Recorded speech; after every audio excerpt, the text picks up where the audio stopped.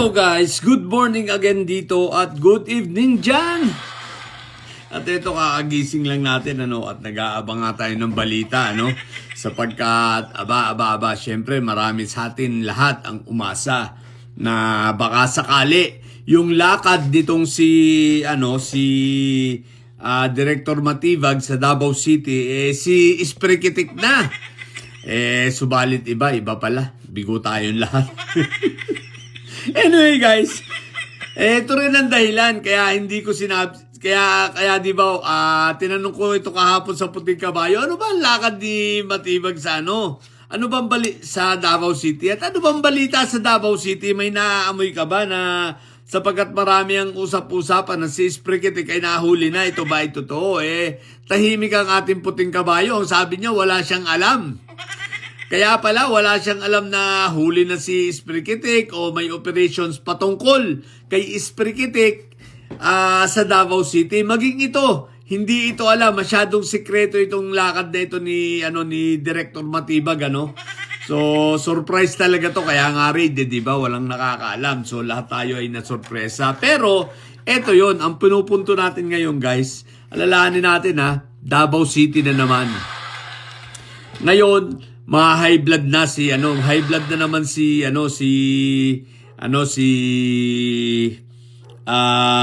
Barbie Bastinito at ang mga magkakapatid na may sayad. Pero kaya ba si Inday Sayad gusto nang makipagbati kay PBBM? Suko na. Anyway, guys, high blood na naman ang magkakapatid nito. Bakit ka mo? Isipin mo. Ayan Davao City na naman.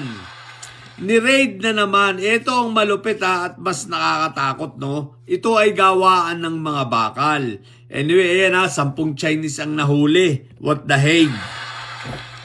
So, gawaan ng mga fake na bakal. Hindi fake, kundi substandard. Okay, substandard. Okay.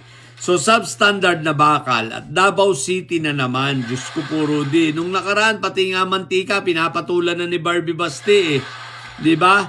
Ngayon naman substandard na bakal. Ngayon, sabihin nyo mga didilis na walang alam si Barbie dito. Sabihin nyo mga didilis na walang alam ang rito, ang mga puon ninyo rito. Ito ang malupit guys sisi tayo ng sisi sa mga engineers na iba at kung sa mga contractor about do sa mga gumuhong mga buildings mga substandard daw ang pagkakagawa. Mukhang hindi naman substandard ang pagkakagawa, ang substandard ang mga bakal na nabili nila. Na hindi ko alam kung meron bang way ang mga contractor para itest ang mga bakal sa mga suppliers. Hindi ako sure Pero dahil, kawawa naman, lalo na yung mga nakabili ng bakal sa bakal ng mga ito, Kahit yung mga bahay-bahay lang ng mga may 2 palapag. Delikado, malambot pala ang bakal nito. Substandard. Diba?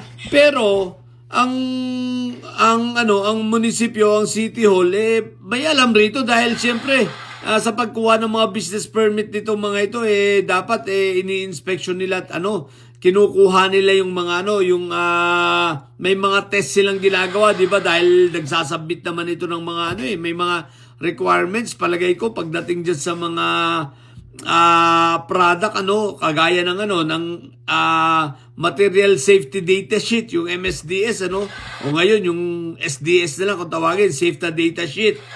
So dapat ito nakikita nila. At ito pa ang masama ayon kay Director Matibag meron itong mga tawag nito, residue ng chemicals na toxic sa mga tao. Ang malupit dito, nasa syudad ang location nung manufacturing. So, ibig sabihin, malapit sa mga kabahayan, malapit sa tao. So, yung mga toxic, na lumalabas dito, tsaka yung, mga tawag dito, mga alikabok na.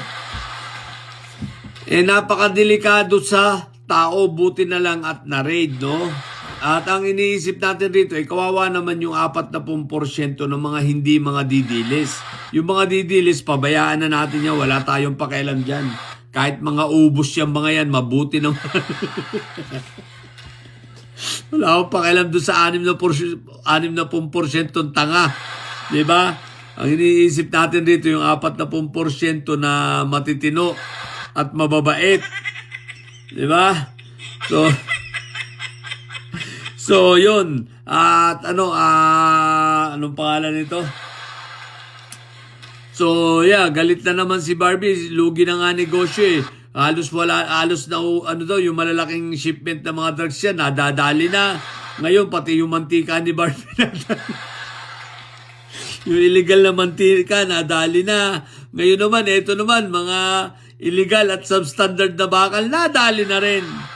O, di ba? According to Attorney Matibag, ito talagang mga bakal nito ang mga mga natagpuan na ginamit doon sa mga gumuhong mga building diyan sa General Santos, diyan sa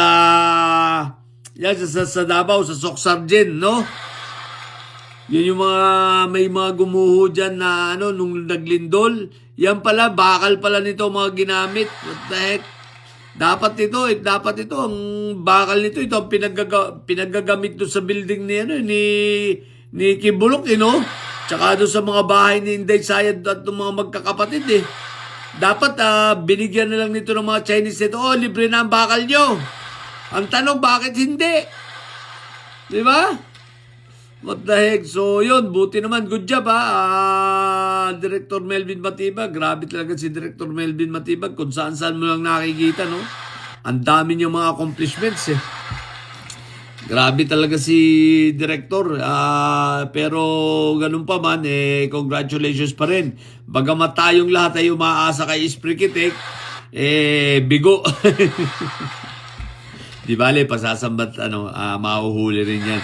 John Wick kasi, hanggang ngayon, akala ko ba, John Wick, namo-monitor mo naman kung nasan. Ita mo ngayon, sablay ka tuloy ngayon, di ba? Hindi mo naman pala alam kung nasan. Anyway, yun lang muna. So, good news pa rin ito. Good news. At least, matitigil yung mga ganito. The same yata ito nun sa Pampanga nahuli, no? Baka connected. Dahil napakadelikado ito, mga substandard na bakal. Good job ito kay Director Matibag. Pero bad news ito sa mga magkakapatid, syempre. Bawas kita. Bawas kita na naman sila, di ba? Hindi ko natanong, teka, nandito nung raid ba, pumunta ba si Mayor Barbie? Malamang hindi. Busy yun, tumitira yun, nasa Davao na naman Pag nagpakita na naman sa media yun, kita mo, hupis na naman ang hupis na naman ang pisngi nun. Kupis pala. Kupis na naman ang mga pisngi nun. Kupis ang pisngi at naninigas ang panga. Busy si Barbie, ba't di katitira ngayon? Sigurado nasa Davao City. Di ba? So ilan mo na sa mga bobo didilis at may sayad dyan ang tatay nyo ay preso, ang BP nyo ay bobo. Manatili kayo mga bobo at may sayad sapagkat ang may sayad ay laging high blood. Bye!